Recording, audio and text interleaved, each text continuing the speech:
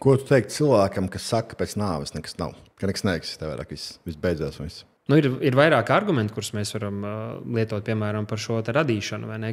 Kas mūs ir radījis. Un tas, ka tu domā, ka pēc mūsu nāves viss beidzas, neatrisina šo jautājumu, kāpēc mēs vispār esam un kāpēc mēs visi domājam, ka mūsu dzīve ir kaut kāda jēga, vai vismaz mēs tiecamies to tādu meklēt. Bet ko cilvēkam teikt, kurš domā, ka pēc nāves nekā nav?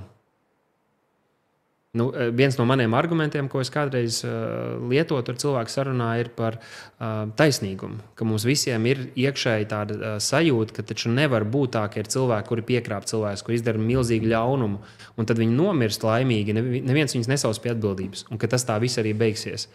Nu, tas būtu viens no maniem argumentiem. Hei, tas, ka tev iekšā ir tā sajūta, tas nav taisnīgi, tas nav pareizi. Tas nozīmē, ka Dievs mūsos ir ielicis to, ka mēs zinām, ka jābūt ir kaut kādai taisnībai, bet mēs paši bieži to taisnību nevaram panākt.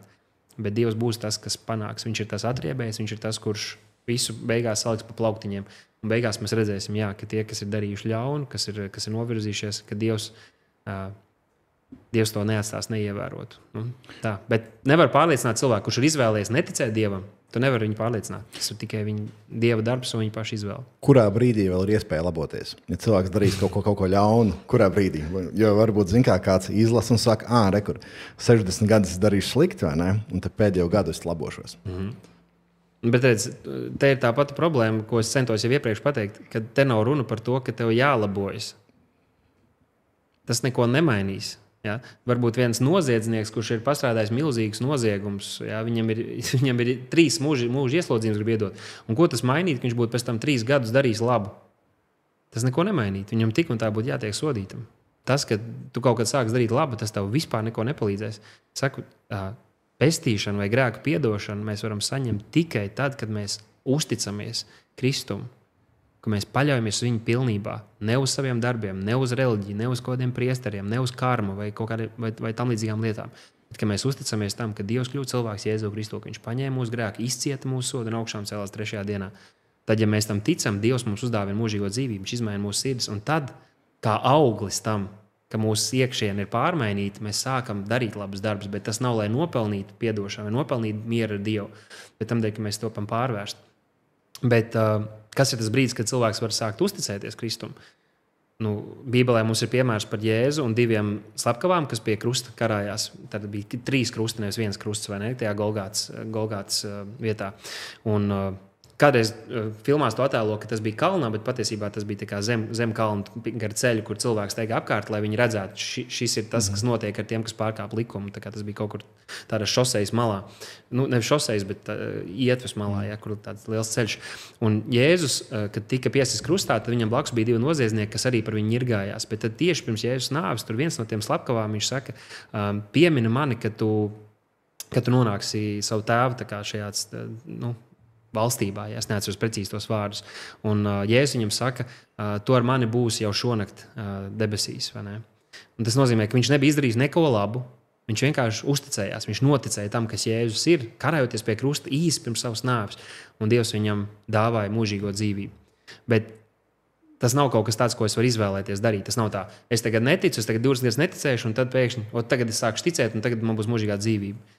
Nē, tā ir patiesa atgriešanās, tā ir patiesa. Tam jānotiek kaut kam patiesam tavā sirdī, un to mēs paši nevaram reproducēt. Vai ne? Un tāpēc Bībele saka, kamēr tu dzirdi, kamēr Dieva gars uz tevi runā, kamēr dzirdi svētā gara balss, neapcietina savu sirdi.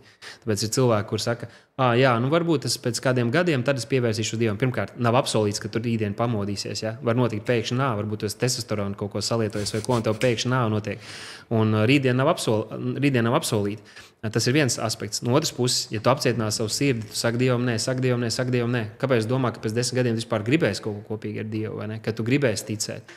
Jo, ja tu gribētu, tad tu ticētu tagad. Tad, kad Jēzus aicināja savus mācekļus, viņš viņiem teica, kas grib man sekot, lai aizliedz sevi, ņem savu krustu un staigā man pakaļ. Un tad bija kādi, kas teica, hei, man vēl tur ir sieva apņemta, man tur ir lauks, man tur ir tikko jauns lops, es gribu ar viņu strādāt. Un viņš saka, ja kāds neuzliek savu roku uz arām ārklu, kas uzliek savu roku uz arām ārklu un skatās atpakaļ, tas nav manis cienīgs.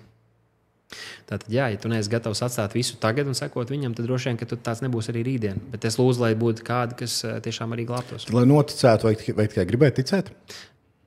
Tev vajag dzirdēt evaņģēliju, un tavā sirdī jānāk patiesai ticībai uz Kristu, kas arī atnesīs šo atgriešanos, kas būs tava prāta, tava sirds izmaiņa. Par Dievu, par pasauli, par grēku, ka tu atzīsi un sapratīsi, cik tu pats esi grēcīgs, ka tu esi pelnījis sodu, un tad tu kā pie glābšanas riņķa vai kā pie izpleņa tu pieķersies Jēzum un nelaidīsi viņu vaļā līdz savas dzīves beigām, jo viņš ir vienīgais, kas var izglābt tavu dvēseli. Jēzus teica, ko tas cilvēkam līdz, ka viņš iemanto visu pasauli, bet pazaudē savu dvēseli. Un ir tik daudz cilvēku, kas grib iemantot šo pasauli, nopelnīt daudz naudas, dzīvot izlaidīgu dzīvi, bet viņi samaksās ar dārgāko, kas viņiem ir viņa dvēseli.